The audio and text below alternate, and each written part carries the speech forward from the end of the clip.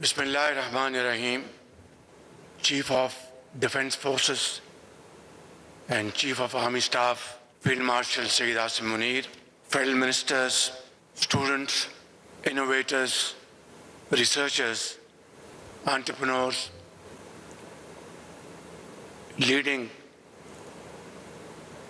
businessmen of Pakistan, and my fellow Pakistanis, Assalamu alaikum. It's a matter of great pleasure and happiness to join you today at the inaugural Indus Robotics and Autonomous System Expo 2026, a landmark initiative that reflects Pakistan's determination to become a leading player in the technologies that will define the 21st century. And I commend Ministry of Information Technology and all stakeholders, relevant entities, for their wonderful efforts in convening this assembly of academia, industry, startups, and policymakers to accelerate robotics, autonomous systems, and drone innovation in Pakistan. Ladies and gentlemen, earlier this year, Pakistan hosted the Indus AI Summit, bringing together governments, technology leaders, researchers, and entrepreneurs to shape Pakistan's journey in the age of artificial intelligence.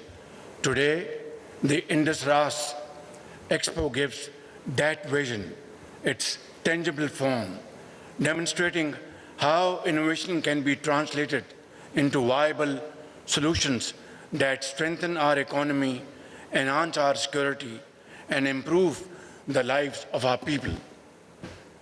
Distinguished delegates, when I was growing, the most exciting technological arrival was a black and white television, and families would gather around it to watch Pakistan television's timeless classics such as Uche Burj Lahore De back in 1965. And I'm sure many of you sitting here would refresh their good old memories. But today, technology has taken flight quite literally. We stand at an extraordinary moment in history where machines no longer merely calculate, they can perceive, decide, and act swiftly. What once belonged to the realm of imagination has become part of our everyday reality. For generations, our farmers worked at the mercy of nature. They faced water scarcity, rising input costs, fragmented land holdings, and a climate that no longer keep its old promises. Today, an intelligent machine flying low over a wheat field has the potential to solve these complex challenges. It detects crop stress early. It determines with incredible precision exactly where water, fertilizer, pesticides are needed. When crisis hits, the same technology provides access and helps save lives where roads and bridges are completely washed away. Ladies and gentlemen, I am proud to state that Pakistan has made remarkable progress in developing indigenous autonomous capabilities in the field of defense and security. Under the dynamic leadership of Field Marshal Sayyid Asim Munir, our armed forces have adopted the cutting-edge technologies, some of which I just witnessed on display outside this hall. Remarkable achievement. I have seen simulators, 100% manufactured and assembled in Pakistan. Drones have already achieved more than 60% indigenization, and many other very important machines have been manufactured.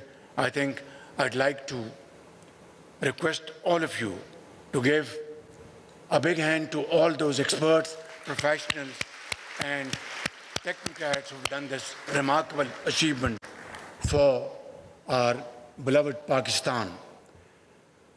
And last year, during the historic Mark-e-Haq, the entire world witnessed how our valiant armed forces resolutely guarded our physical and cyber frontiers through the highly effective use of advanced autonomous systems.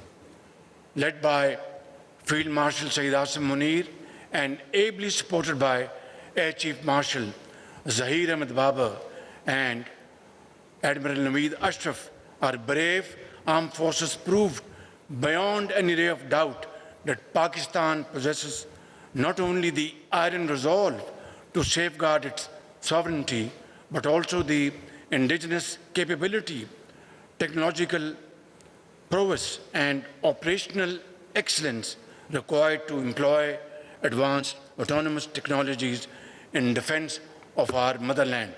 These remarkable military advancements are an integral part of our national defense. They will further strengthen our security architecture, make our defense more impregnable, and enhance our resilience against emerging and future threats.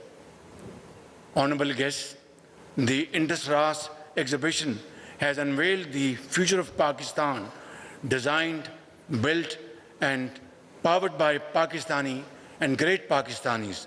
Let our universities, research and development centers, startups, industries, and farmers become part of one national innovation ecosystem, ensuring that the knowledge behind these technologies is indigenous, owned, and continuously advanced in Pakistan.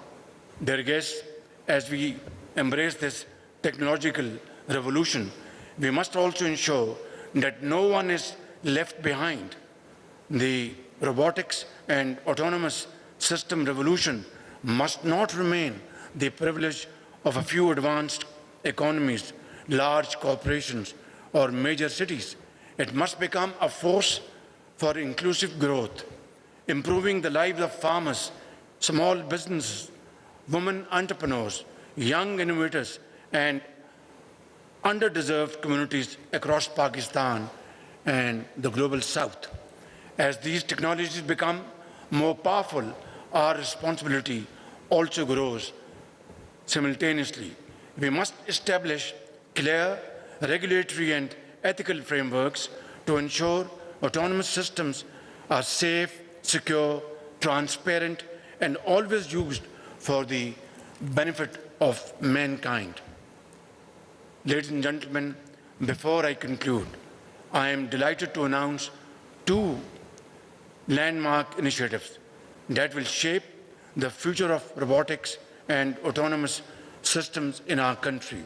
First, we are launching the Spark and Elevate program to transform Pakistan's research into world-class technologies, globally competitive enterprises, and high productive jobs.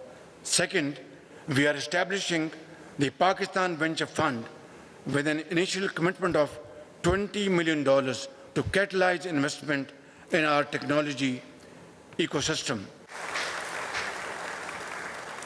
Ladies and gentlemen, the future of robots and autonomous machines that Pakistan seeks is not merely a story of technology.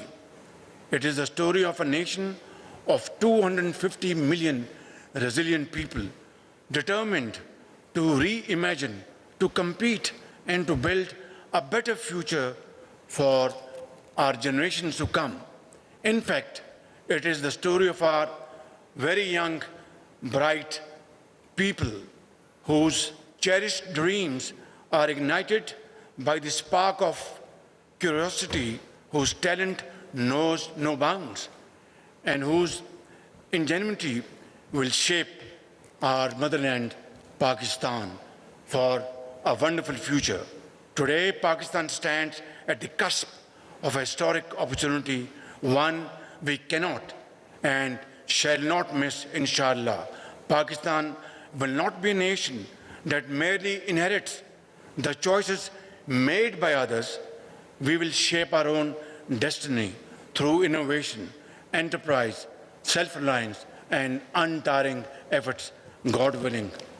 Let us resolve today, ladies and gentlemen, that through untiring efforts, sweat and blood, and determination, we shall build a brighter, stronger, and a prosperous Pakistan for generations to come, and our posterity, inshallah, will be proud of all of you.